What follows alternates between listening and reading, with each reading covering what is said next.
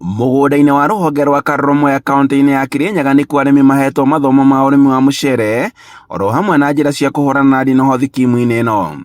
Abitha makiuga atĩ nĩ marathingata arĩmi kwaga kũhũthagĩra njĩra irakuruhania ndawa, kuona atĩ nĩ irakorwo na maumĩrĩra mangĩhutia andũ ona marĩa matũrigicĩirie.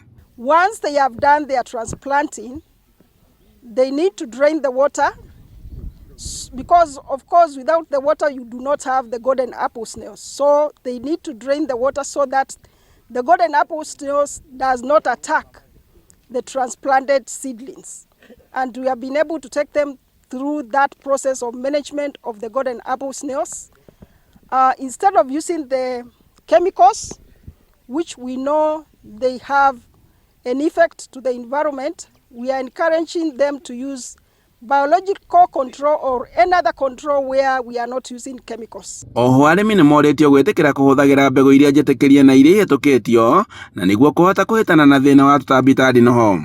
Daniel Kim nĩ abitha wa ũthuthuria bũrũri-inĩ wa Korea, akiuga atĩ mĩtaratara yothe ĩngĩrũmĩrĩrwo magetha ma mũcere no mongerereke. First, they have to use good quality, like certified seed.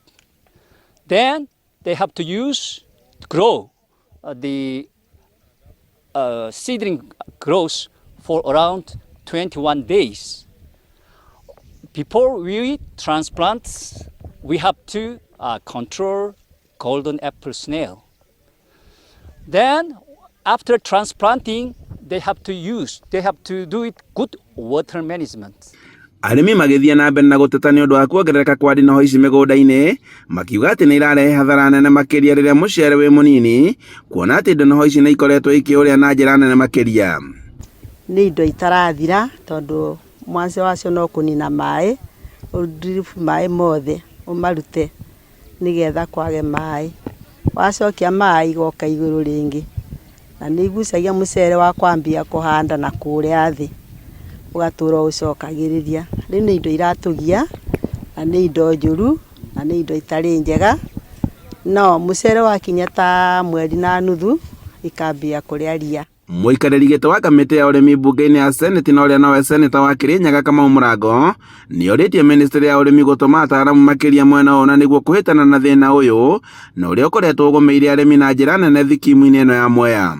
Ukonokono wale ambao pia wakati wamevunjwa magamba na tingatinga wakati inalima, wakati wa kupanda mchele unapata kuna majeraha mengi sana ambayo inasababisha ugonjwa wa tetanus kwa sababu ya yale magamba kukatakata wakulima wakati wanapanda, na tetanus pia ni pesa wanatumia. Sasa nauliza serikali, nauliza wizara, saa hii tuko na waziri mpya wa kilimo, avalie njuga sasa jambo hili.